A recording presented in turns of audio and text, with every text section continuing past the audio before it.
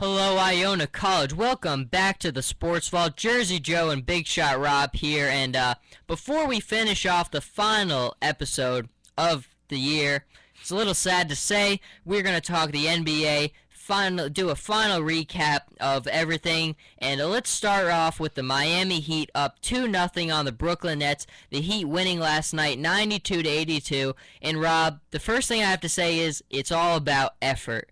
The Miami Heat right now, it's all about hustle and effort. You saw last night on that 1 minute and 40-second possession, it was just all about effort, and I think that's what I love about the Miami Heat right now.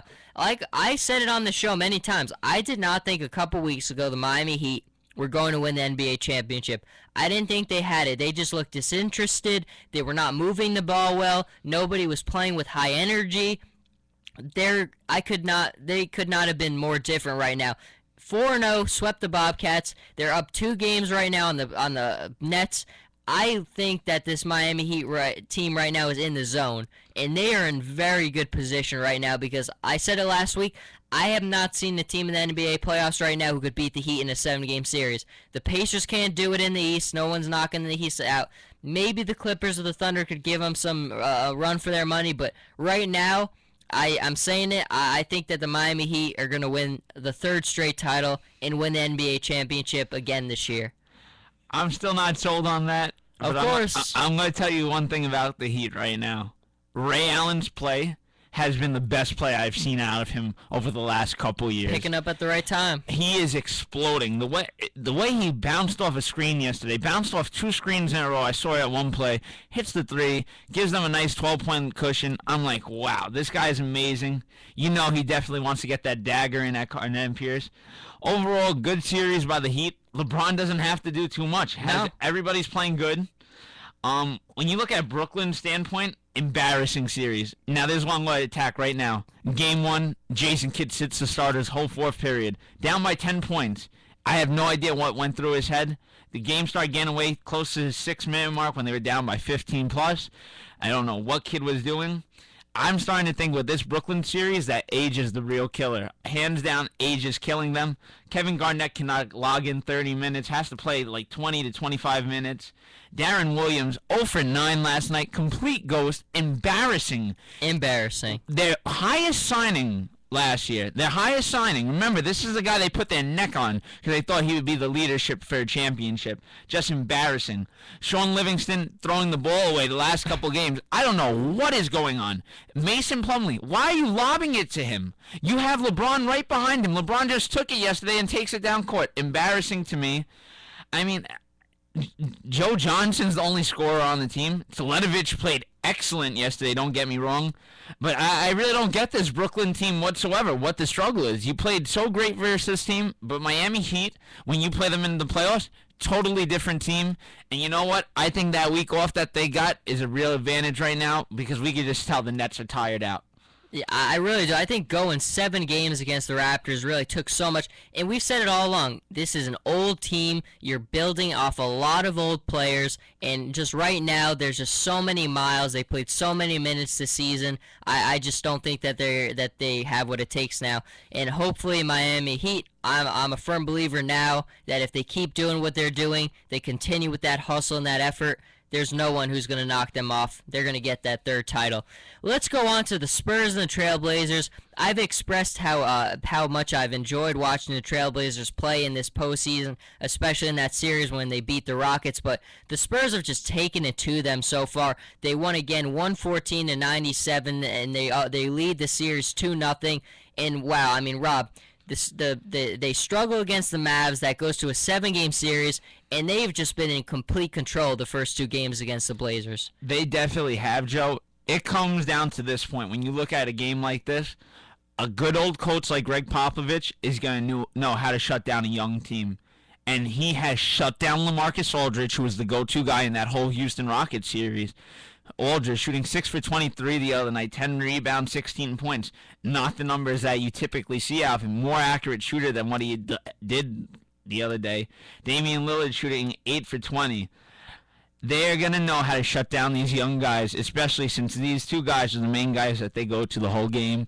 And I'm sorry, Greg Popovich, hands down, the greatest coach in the NBA. Phil Jackson, still the greatest all time. Greg Popovich goes there number 2 for me. Because you know what? This guy knows what to do come playoff time. Has always shut down teams. And it's just amazing how from the 90s, how great his teams are every season to me. Absolutely. I couldn't agree more. And just don't forget about Pat Riley. Can't forget about Pat Riley there. Oh, Pat. He's a good coach. You know what? He was a great coach. And then coming in as the president for Miami, he's done such a great job. I'm sorry that I didn't mention him there. It's all right. It's all right. He's a good guy, though. I'll tell you that. Just terrific GM, Joe. He knows what he's doing. Absolutely. The 3 best, Pop, Pat Riley, and then Phil Jackson. For me, top 3 of all time.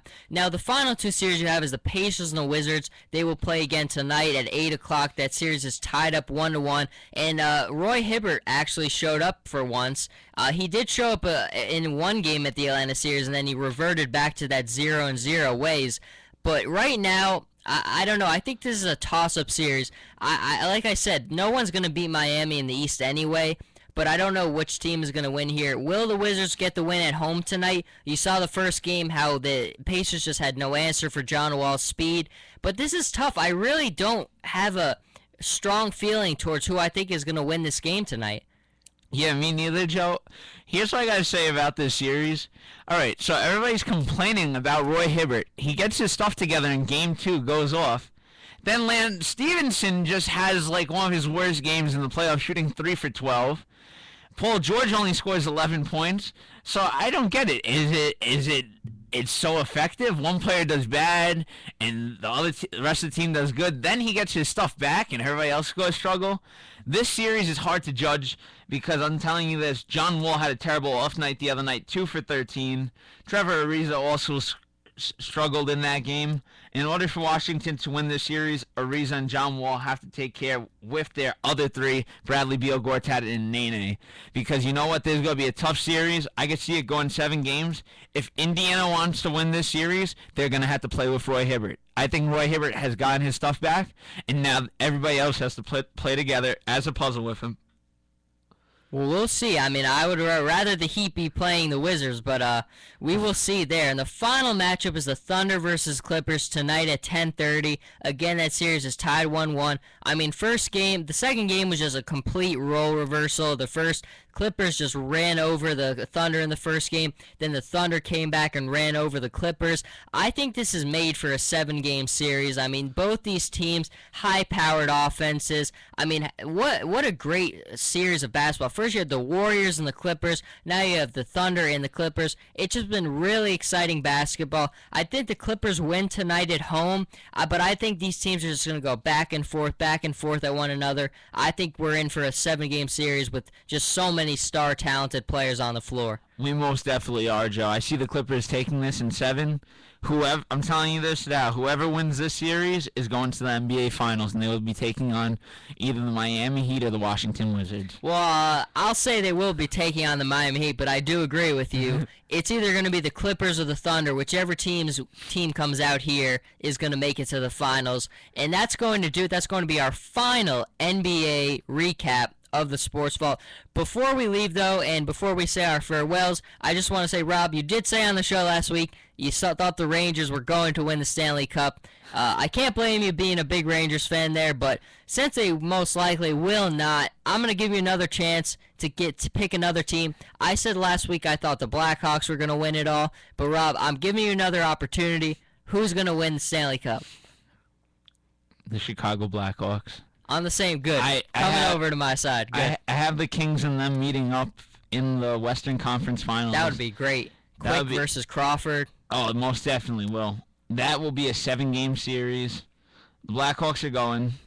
You have the Bruins-Montreal series. That is the greatest series going on right now. I think Montreal might have the edge in this one. For the Rangers and Penguins are down 3-1. 0 for 36 on a power play. That's just embarrassing. It is. As my neighbor once told me, you got to keep believing, and I will not leave my team until it's done. So, The Rangers, I'm not quitting on you. We got 3 games we're going to win. Respectable, Rob. Respectable. Your admiration for your teams is commendable. Well, that is going to wrap it up for the Sports Vault. We have just grown tremendously. Big Shot Rob has just gone to extreme new heights. I mean, he has really just gotten so much better in all categories. I'm so proud of how much better the Sports Vault has become as a program. I mean, we've really turned it to such a powerhouse, and I think Big Shot Rob, the work he's put in, it's just we've had so much fun putting on these shows every Friday, and especially people like my dad. I mean, he's out there, he's listening to every single show. Have to give all the people like him who are always listening so much credit and thanks, and we really have had fun putting these shows together. But Rob, what have been your thoughts of the year so far? Our first full year doing the Sports Vault. Joe, this is my favorite year. I tell you, I get emotional. I'm getting emotional. Ever since we met last year, you don't know how much of an important person you are in my life. You are my best friend. You are the guy I go to, and I'm so glad that we're radio partners. The way we've grown, it's just so amazing.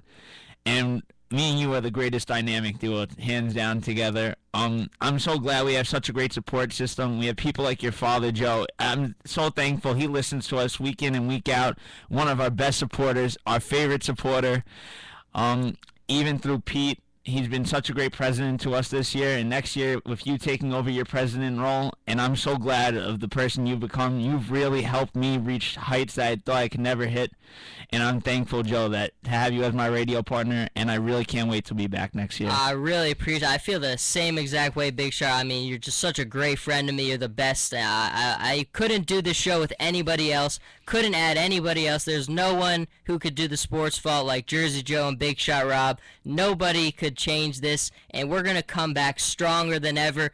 Over the summer, we're going to improve like we always do, and when we come back, the Sports Vault is just going to reach new heights, and we thank you so much. Before we go, though, like Rob just mentioned, have to give so much thanks to Pete Considori. His contributions to WICR are just unparalleled, and he's helped me out tremendously. I thanked him this morning on the morning show, but it's going to be hard. He's one of those guys that's just so hard to replace, and I can't thank him enough for everything he's done for the Sports Vault, for Iona College Radio as a whole, and I'm going to do everything that I can to make sure that I follow in his footsteps proudly. But thank you, everyone. This is going to do it for the Sports Vault. This isn't going to be the end this summer. You can follow us at Sports Vault Iona on Twitter. We will post everything. Me and Big Shot Rob are going to be working together a lot this summer. We're going to be filming some stuff. So the Sports Vault is going to have some content this summer. So check that out again at Sports Vault Iona. You can see that on Twitter. And once again, thank you everyone for making this such a special year. And Rob, I'm going to let you leave us off. Yeah, thank you so much. Joe, I'm telling you right now, you're the MVP. You got this. When we started freshman year, you helped put this show together, and you've made it into one of the greatest things at Iona. And we've just expanded so much. We have so much coming ahead, guys. This summer, me and Joe are going to be working our butts off together. We have so much planned for you guys next year. And I just can't wait to come back next year. Thank you guys so much for listening. You don't know how much it means to us week in and week out. This is a great feeling. And you know what? As we look for careers in this in the future, this is the greatest thing that could happen. When people say the job you want in life is the job you're going to love, this is what I love. Me and Joe love this day in and day out. And this is the jobs we all want in our lives. Absolutely, Rob. It's like MJ and LeBron James. We're the two ones right there. And we're going to be back better than ever. Thank you, everyone. And the Sports Vault, Jersey Joe, and Big Shot Rob are signing off until next year.